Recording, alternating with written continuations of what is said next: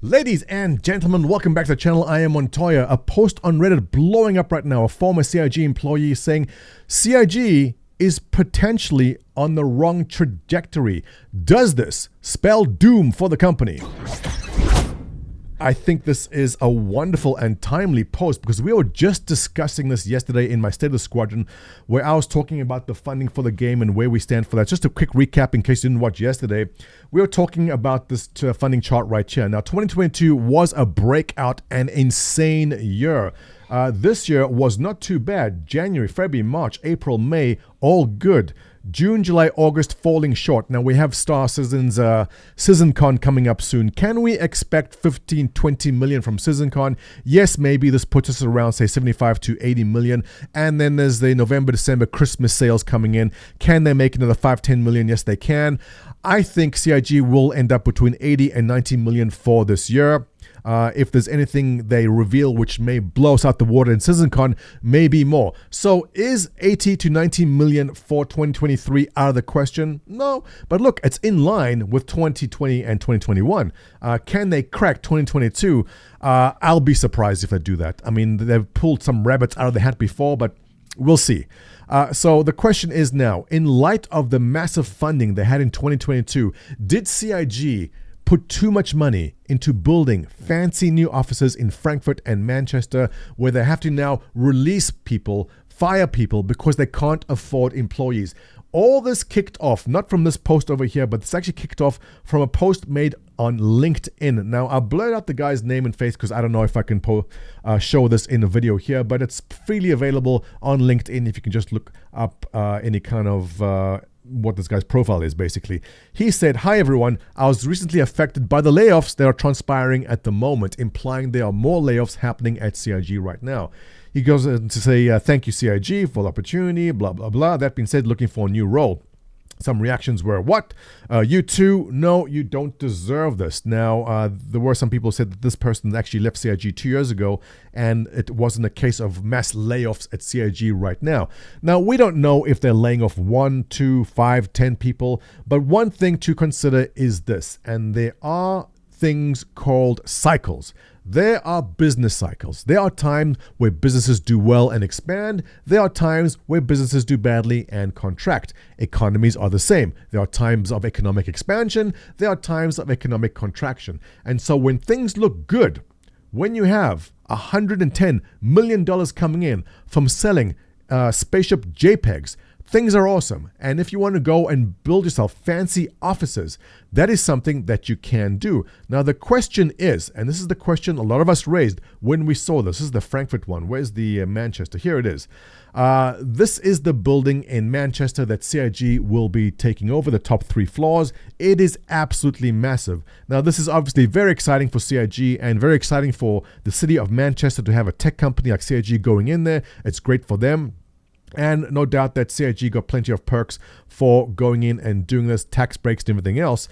It's massive. Disco Lander took a tour of it and it looks absolutely spectacular. This is a mock-up of what it's going to look like. You can see they basically want to copy what things look like in the game. And that's awesome. I mean, if you are a gaming company and this is what your lobby looks like, that is great. Tip to the future CIG employee that's walking towards the elevator: if the elevator doors open and it's pitch black inside, do not walk in. Do not walk in to dark elevators.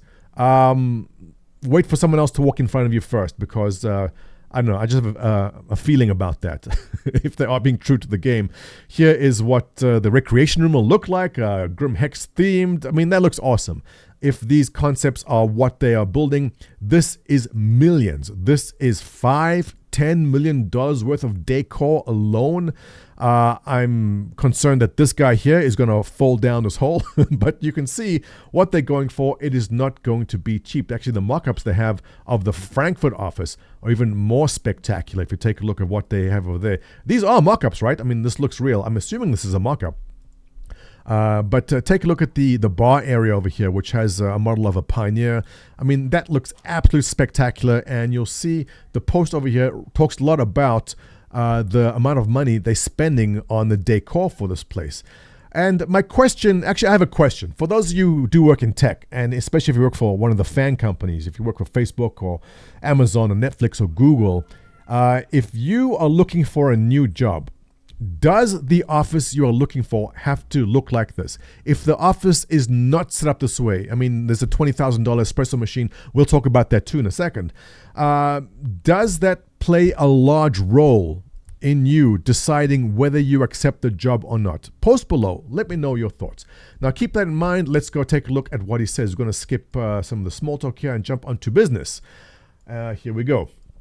I was a veteran of the project with 7 years experience in multiple departments, having unique knowledge of systems within Europe. I moved closer to work. He's talking about the other UK office, not the Manchester one. And his wife enabled me to move closer to work. I should go to different jobs. So look, he's obviously made great sacrifices, moving away from where he was with his wife, who also has to find new work now. It's a big step. And putting 7 years of your life into this only to be let go, I would be a little bit bitter. I'd be more than bitter. I would be pissed. I would be pissed if I moved my family, did 7 years in the company, only to be released. Not because of anything he did, just because they're possibly just downsizing. And he says that right here. Through a few meetings, I was dismissed not for poor performance. I didn't buy it. And a colleague of mine attended last meeting to make sure I wasn't missing something. Look, we don't know the reasons, but he says it wasn't poor performance. It could be them just downsizing teams. Very, very possible. Also, I saw someone post that it had nothing to do with that. That has to do more with them moving all the operations to Manchester and him not being eager to move yet again. Also possible. I want to reiterate that everything is my opinion and not indicative of CIG, their reputation, spending, or project trajectory, employees, etc. Yes, we know that. In his opinion, they have incorrectly calculated their trajectory and player spending through 2023 and beyond. That is very, very possible. Look, it's very easy for CIG to look at this trajectory from 2020, 2021 and go, we did 78 million. Then we did 86 million. Then we did 110 million. We are on fire.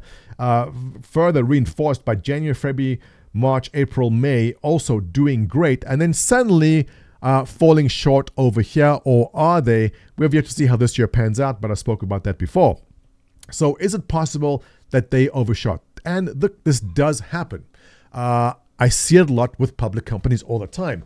If you have a company that makes widgets and 1 year you have an amazing sale of widgets, the company will say, hey, we are seeing an incredible demand for our product. We are expanding, buying a new factory, hiring 100 new employees to make more widgets. And then for some reason, there's a contraction, whether it's an economic contraction or business contraction. They will then say, well, we hired too many people to make widgets. We have to fire 50% of our staff and we're shutting down a factory. This happens all the time. Going on to his opinion here. They've overinvested in the Manchester office they have just built. They are more bothered about the wall art than they are about investing in additional staff. All right. Now, they have a budget for their office. They want to say spend 50 million, 60 million in building this massive office. Like, I don't know exactly what the budget is, but this is not going to be cheap. This area alone in their kitchen, this is a $500,000 kitchen easily. Now, it's up to them about where they spend the money. They may not need additional staff right now. It could be they're just focused on expanding the offices right now and adding staff will come later. So to say that they are releasing people or firing people because they shorten funds, always a possibility. But at the same time, expansions and contractions, they may have too many staff on right now. They may want to reduce some teams. They also want to shift some teams. I know for a fact that if they are building a Manchester office and they want 1,000 people in that office, they'll be reducing teams in other offices. It will happen that way. I personally saw hiring freeze while spending money on making the office look like a piece of space art. Yeah, it's fantastic to walk into, but as soon as I find out I was being laid off, everything looked differently. Absolutely. If you've ever been laid off, you know, the second you get laid off, everyone and everything in that office is horrible. Everyone is stupid. The office is stupid. All the employees are stupid. Absolutely. So I understand that. And I'm sure you guys do too. Some of the art was the same as my salary. Yeah, I can see that. How much did that model cost there? That must be like a $30,000, $40,000 model. Absolutely. Look at the cost of office furniture. You can pay someone the 2 office fitments. Again, fancy, expensive office chairs can be upwards of $2,000. We've seen them. And if CIG says these are the chairs we have to get, is it in their budget? I hope it is. But again, that's their budget. And if they are overspending because they thought that it's just going to be a breeze going forward, then yes, that is a problem. The future for this project, they have to keep generating additional cash or it suffers. That is fascinating. It's like saying Tesla has to sell cars or the business will suffer. It's like saying Nvidia has to sell GPUs or the business will suffer. CIG has to sell ships, JPEGs of ships, or it will suffer. That is just normal common sense. If you do not spend more money, then of course there'll be repercussions. Yes, obviously. I can't offer my exact recommendation because my good friends will lose their jobs and they're fantastic at their jobs, they don't deserve it at all. That being said, in my opinion, everyone who is buying any of all the items offered is propping up the project. My neighbor recently sold their house. The new neighbor who bought their house is propping up the real estate market. My other neighbor recently sold a gas-powered car for an electric car, like a nice electric Volkswagen. The person who bought the second-hand car is propping up the second-hand car market. Okay, this is how economies work. This is how businesses work. Obviously, we are all propping up the company. Everyone who is buying JPEGs from StarCitizen is propping up StarCitizen. This is how it's been from the very beginning. This is just very obvious. I guess this is just a strange thing to say, in my opinion. He was there for the cutlass steel pricing. The short story there was the cutlass steel was priced. It was $100 over where it should be. Hardly anyone in my circles bought it. Everyone I know votes with their wallet. And sales, I think, for the cutlass steel were abysmal because it was overpriced. CIG is not stupid. That's why they price other things better. The Spirit, I think, was priced very reasonably. So definitely they do learn their lessons from mistakes. If they don't, then there's a big problem. He goes on to close with this comment over saying, I wish the absolute best of luck. Also, people who genuinely want the project to see speak their minds and vote with their wallets. Criticize where it's appropriate. Has he not been to Spectrum at all?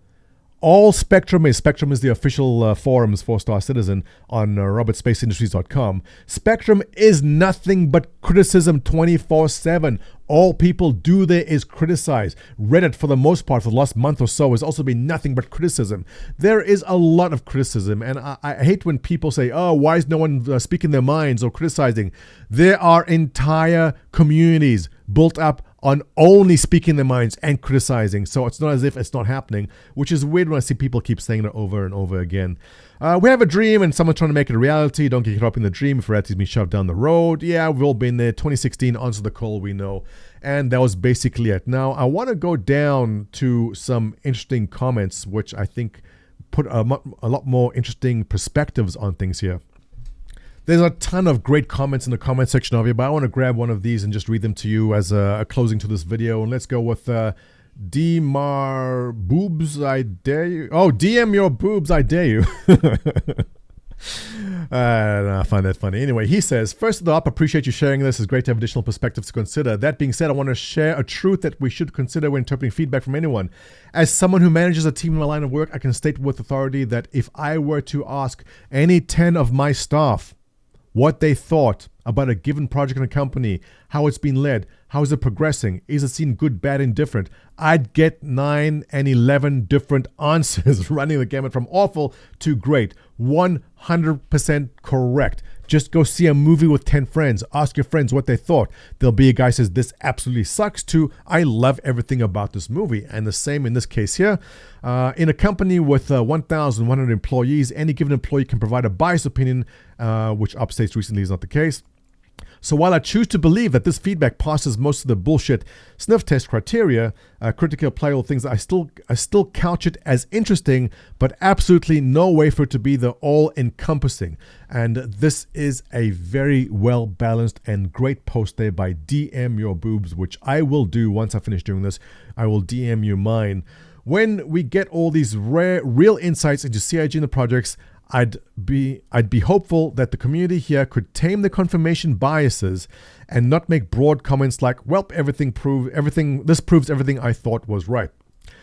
We should strive to be more balanced and insightful than that. Again, I generally see the truth being shared here, meaning that the original poster isn't fabricating his opinions, but also I note that the original poster is correct in labeling it as an opinion and understandably not the entire story. The truth is always bigger than any one person. This is beautiful. And in the case of a company this size, likely bigger than any 100 or more people. This is true. And Op also says, yeah, this is true also. And I think that is a beautiful way to end it. So we're reading the opinion of one employee.